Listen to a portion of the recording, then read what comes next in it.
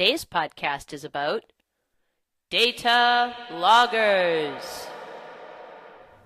Hi, I'm Lisa, and this is a data logger. Tiny little thing, isn't it? But it's a very useful tool. This one records the temperature of the water, as well as the amount of light that penetrates it. Not all data loggers look like this. They don't all work in the water either. Data loggers come in many shapes and sizes and are used to record all sorts of data. There are different data loggers for different types of data. For example, NASA uses data loggers to record the temperature and ultraviolet light during experiments on the International Space Station. Weather stations, like the Mount Washington Observatory in New Hampshire, use data loggers to track weather conditions, including wind speed and direction, temperature, humidity, and air pressure. Race car technicians even use data loggers to track race car performance during a race. The National Oceanic and Atmospheric Administration, or NOAA, uses data loggers to track global carbon levels using satellites and tracks other elements of climate change at stations set up across the United States, like this one in the Sonoran Desert in Nevada. You and your family can even use data loggers. You can use a data logger like this one to monitor your overall energy usage by tracking the temperature, humidity, and kilowatt hours used in your home.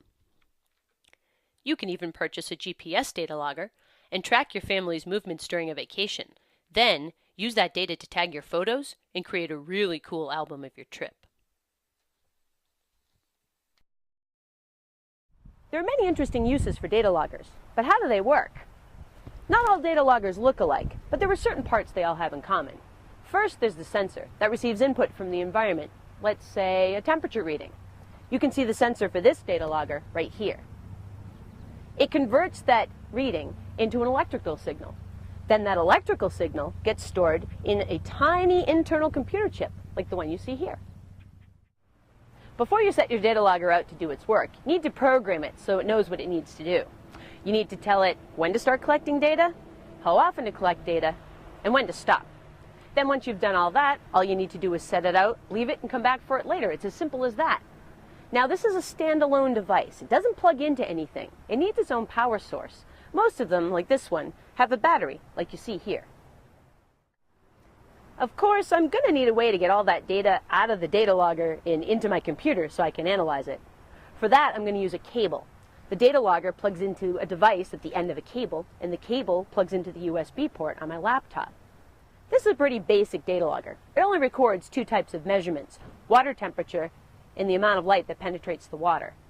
Some data loggers can have several sensors attached to them. Really fancy ones, they can have hundreds of sensors attached to them. That's a lot of data. Data loggers collect large amounts of data over long periods of time without constant attention from a human. That's really convenient for scientists. Let's take a closer look at a data logger and how its data is used. This is a data logger in the Little River at Wells Reserve in Maine. It's collecting water quality data.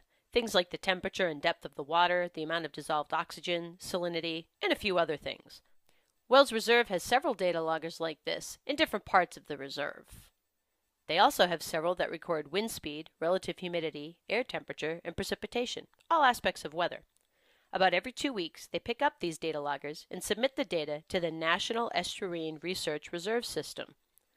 Wells is one of 27 coastal reserves that work in partnership with NOAA to study short-term and long-term changes in coastal areas across the United States. The data becomes part of their system-wide monitoring program, or SWAMP. Scientists, teachers, or students like you, anyone can access this data through their website. You can examine and compare data from any of the reserves across the country by selecting the type of data you wish to examine and then graphing it. The data can be graphed by the day, week, month, or year. They have years of data. The data are used to examine the impacts of natural events and human activities on coastal ecosystems. By analyzing data, people can better manage coastal areas and also protect and conserve these sensitive habitats. So there you have it. Data loggers are useful tools that help scientists study Earth's systems. Now, I'm going to use this underwater robot right here and my data logger to gather some data about this pond system right here. There she goes! Woo! Science is so cool.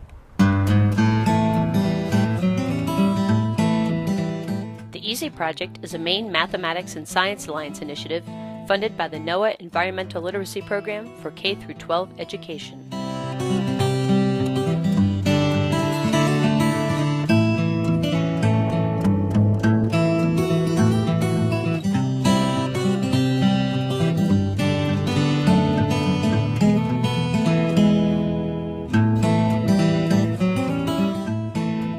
Water temperature and how far the light penetrates the water, and I just said that wrong, didn't I? It's not going. Come on, you can do it.